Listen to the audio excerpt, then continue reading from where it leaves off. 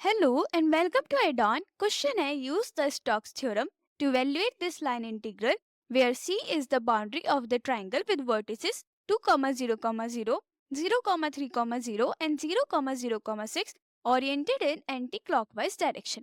हमें कौन सी theorem use करनी है? स्टोक्स थ्योरम, जो क्या करते हैं लाइन इंटीग्रल को सरफेस इंटीग्रल में सॉल्व करवाती है.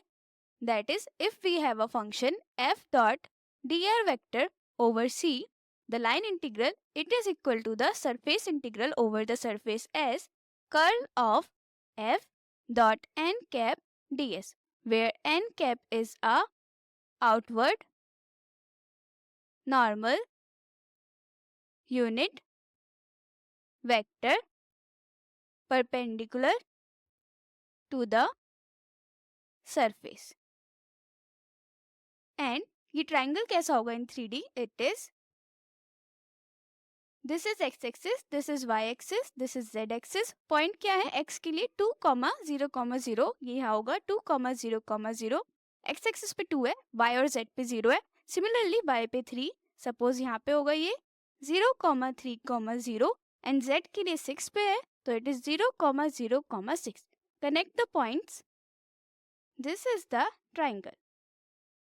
नाउ स्टोक्स थ्योरम क्या कहती है? If C is a simple closed curve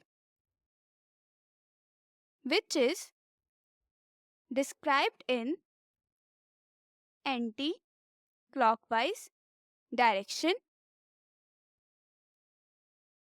and S is a open sided surface bounded by the curve C and f is a vector point function, then we have this line integral is equal to this surface integral. Take this as 1. अब इसको solve करना है हमें using Stokes theorem. That is हम surface integral find out करेंगे, then bye Stokes theorem हमारे पास line integral आ जाएगा. अब हमें क्वेश्चन में f वेक्टर क्या गिवन है? f वेक्टर क्या है? x plus 2y I cap. f vector is equal to x plus 2y I cap plus x minus z j cap plus y minus z k cap. And curl of f vector हमें find out करना है, जो हम find कर लेंगे. Curl of f vector क्या होता है? Del cross f vector. And del क्या होता है? It is partial derivative with respect to x I cap plus partial derivative with respect to y j cap plus partial derivative with respect to z k cap. Also हमें surface find out करना होगा, that is the plane through the points 2, 0, 0, 0, 3, 0 and 0, 0, 6. So surface कैसे find out करते हैं for this point? यहाँ पे क्या है? ये point x1, y1, z1, this is x2, y2, z2, this is x3, this is y3, this is z3. इसको find out करने के लिए हमें डिटरमिनेंट लेना होता है x minus x1, y minus y1, z minus z1 का, x2 minus x1 and x3 minus x1, यहाँ पे y2 minus y1 and y3 minus y1, z2 minus z1 and z3 minus z1 is equal to 0. अब ये क्या हो जाएगा? x minus x1, x1 क्या है 2, x minus 2, y minus y1, y minus y1 क्या है 0, z माइनस z1 क्या है 0, x2 minus x1 that is 0 minus 2, y2 minus y1 that is 3 minus 0, z2 minus z1 which is 0 minus 0 and x3 minus x1, x3 क्या है 0 minus 2, y3 क्या है 0, 0 minus y1 क्या है 0, z3 क्या है 6 माइनस z1 क्या है 0 इज इक्वल टू 0. अब इसे सॉल्व करेंगे. सो ये क्या हो जाएगा? x minus 2. इसे सिंप्लीफाई करते हैं पहले. इसको लिखेंगे x माइनस 2 y z, यहाँ पे बचेगा माइनस 2, 3, 0, यहाँ पे minus 2, 0 and 6 is equal to 0. अब ये क्या होगा? x minus 2 in bracket 3 multiply 6 minus 0, 0 multiply 0, ऐसे ही माइनस y, ये क्या होगा -2 multiply 6 minus -2 multiply 0 plus z क्या होगा -2 मल्टीप्लाई 0 माइनस 3 मल्टीप्लाई -2। इसे सिंप्लीफाई करेंगे, इट इज इक्वल टू 0। अब ये क्या आएगा x -2 18 माइनस y -2 मल्टीप्लाई 6 -12, यहाँ पे हो जाएगा 0 प्लस z -2 मल्टीप्लाई 0 इज 0, अंदर क्या है minus, and 3 multiply -2 is -6 is equal to 0। अब ये क्या हो जाएगा 18x minus 36 minus minus plus 12y minus minus again plus plus 6z is equal to 0, which is equal to 18x plus 12y plus 6z is equal to 36। इसको label कर देते हैं A, this point B and this point C। Now ये क्या हो जाएगा equation of plane passing through points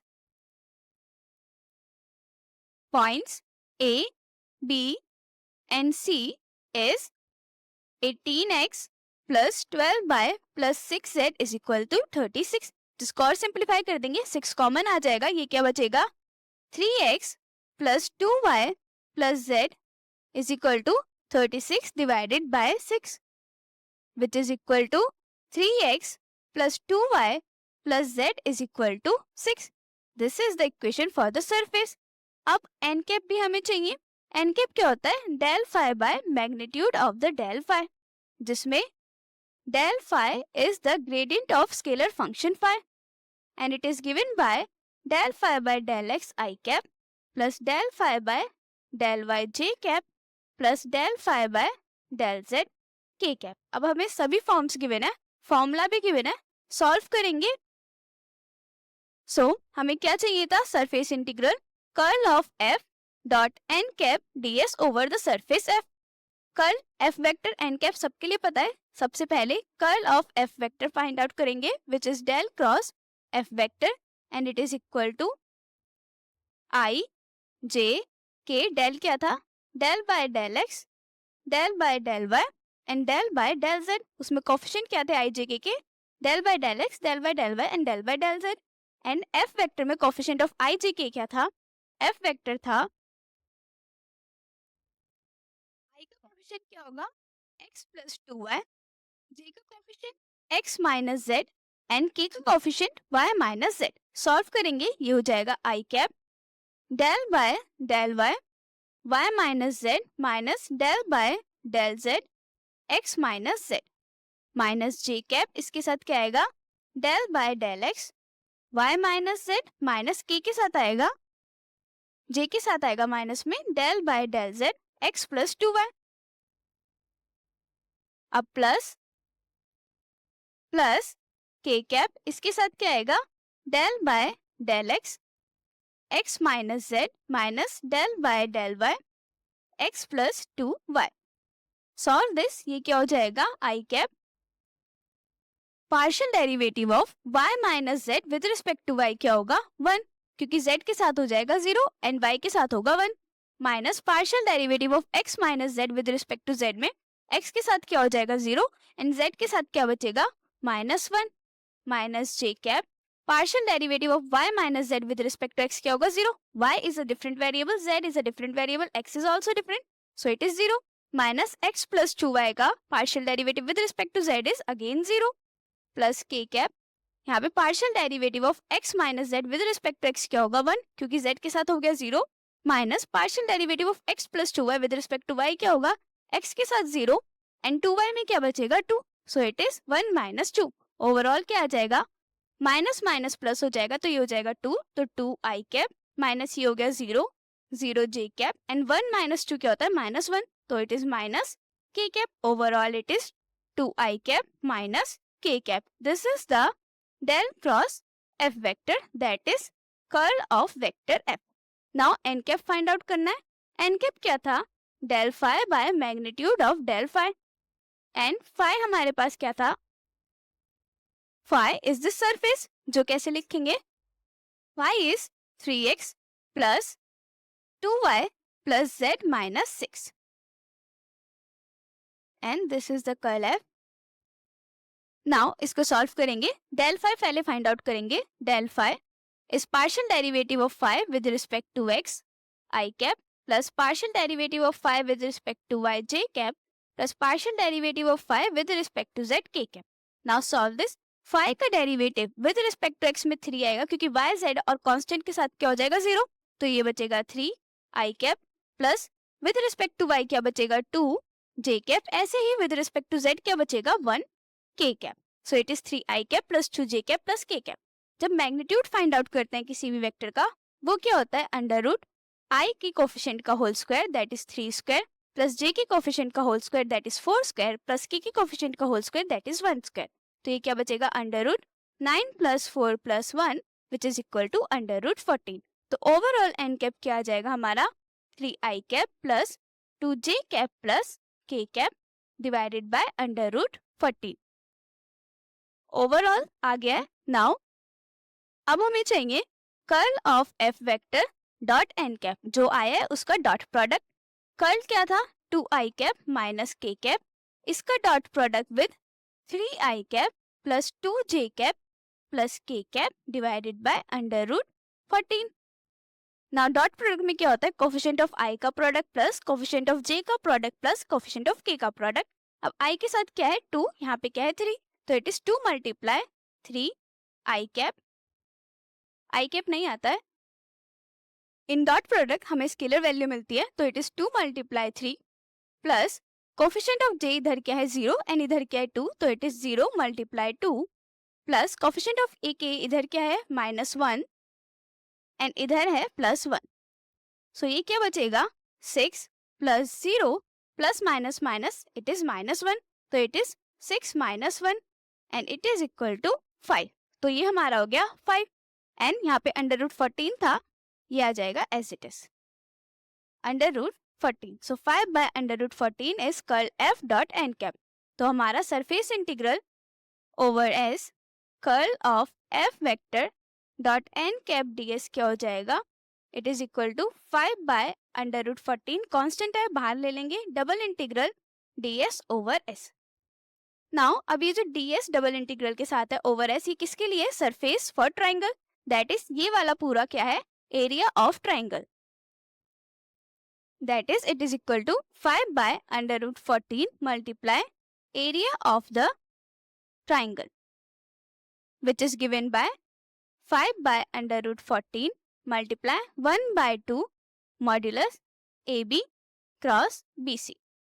AB vector और BC vector का cross product. Take this as equation 2 क्योंकि इसमें हम AB एंड BC का क्रॉस प्रोडक्ट का मैग्नीट्यूड की वैल्यू पुट करेंगे. अब AB क्या होता है AB vector it is point B minus C. अब हमारे पास ABC पॉइंट्स क्या क्या थे A था 2, 0, 0, B था 0, 3, 0 एंड C था 0, 0, 6. सो B माइनस C क्या होगा 0, 3, 0 not C B minus A है A B है तो B minus A 0, 3, 0 minus 2, 0, 0.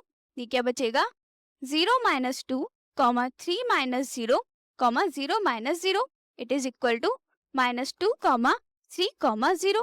And अगर वेक्टर फॉर्म में लिखेंगे it is -2 I cap plus 3 J cap plus 0 K cap. ऐसे ही ए बी वेक्टर के साथ बी सी वेक्टर आ जाएगा. अब ये होगा B C vector that is point C में से माइनस पॉइंट बी. सी क्या है 0, 0, 6 माइनस बी है 0, 3, 0 which is equal to 0 minus 0 क्या होगा 0, 0 माइनस 3 क्या होगा -3, 6 माइनस 0 क्या होगा 6. In vector it is 0 I cap minus 3 J cap plus 6 K cap. अब इसका क्रॉस प्रोडक्ट क्या आएगा now A B vector cross B C vector क्या हो जाएगा आई जे के. कोफिशिएंट ऑफ आई जे के पहले में है -2, 3 and 0.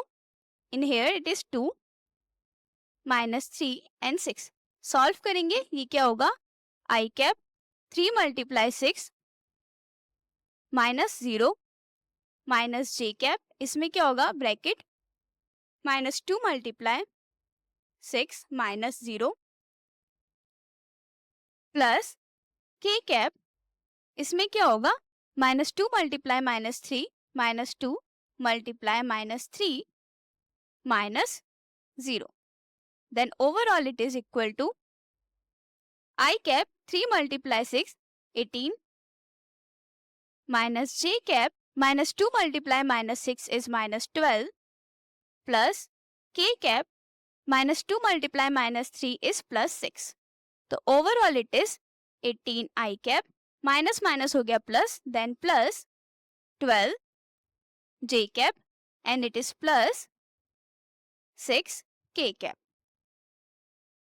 Now magnitude of AB cross BC vector क्या होगा, it is equal to under root coefficient of I का whole square that is 18 का whole square plus coefficient of j का whole square that is 12 का whole square plus coefficient of k का whole square that is 6 का whole square.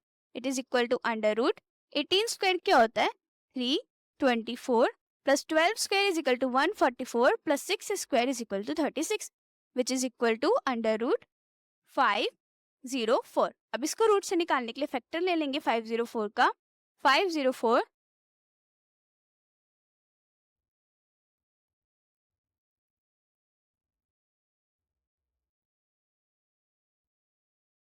से वो bracket के बाहर क्या होगा 2 एंड 3 एंड अंदर आएगा 7 मल्टीप्लाई 2. तो ये क्या हो जाएगा 2 multiply 3 under root 14 which is equal to 6 under root 14. Now put the value in equation 2 which is equal to 5 by under root 14 multiply 1 by 2 mod में AB vector cross BC vector that is multiply 6 under root 14. Under root 14 से under root 14 cancel, 6 cancel by 3, so it is 5 multiply 3 that is 15. So the surface integral, so this gives the surface integral curl of f vector dot n cap ds over surface S is equal to 15. Then by equation 1 or Stokes theorem, the line integral f vector dot dr vector over curve C is equal to 15. Hence this is done.